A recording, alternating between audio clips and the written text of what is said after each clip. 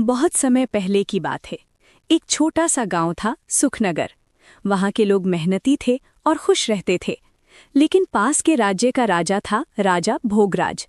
वो बहुत अमीर था, फिर भी हमेशा कहता, मुझे और चाहिए, और चाहिए। एक दिन राजा को पता चला कि जंगल के अंदर एक बूढ़ा साधु रहता है, जिसके पास एक जादुई घंटी है। कहा जाता था कि जो भी उस घंटी को बजाएगा, उसकी एक इच्छा पूरी हो जाएगी।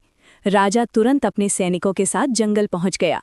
साधु ने राजा से कहा, राजा, ये घंटी बहुत शक्तिशाली है, लेकिन इसे बजाने से पहले एक बात याद रखना। राजा ने कहा, हाँ हाँ, बोलो जल्दी। साधु बोला, जो इच्छा मांगोगे वो तो पूरी होगी, लेकिन उसकी कीमत तुम्हें अपनी अच्छाई से चुकानी पड़ेगी।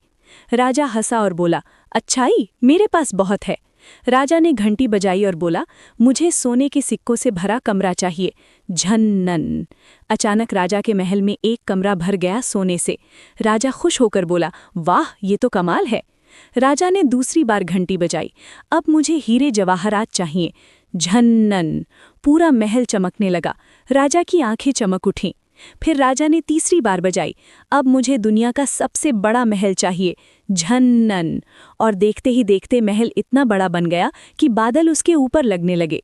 राजा खुशी से उछल रहा था, तभी उसे महसूस हुआ उसकी आवाज़ भारी हो रही है, चेहरा गुस्से वाला बन रहा है और दिल में किसी के लिए प्यार खत्म हो रहा है। वो अब हंस भी नहीं पा रहा था। राजा बोला, ये क्या हो रहा है? तभी साधु की आवाज़ आई, राजा, तुम्हारी हर इच्छा पूरी हो रही है, लेकिन बदले में तुम्हारी अच्छाई धीरे धीरे खत्म हो रही है। उसी समय सुखनगर का एक छोटा बच्चा वहां आ गया। उसका नाम था गोलू।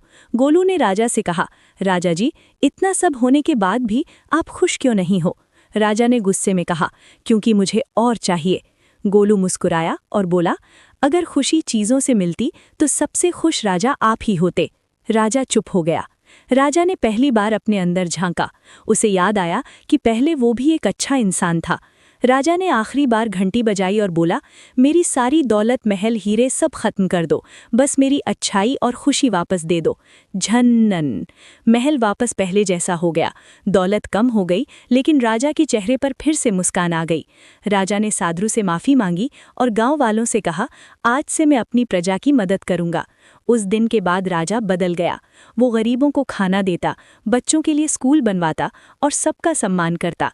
और पहली बार राजा सच में खुश हुआ।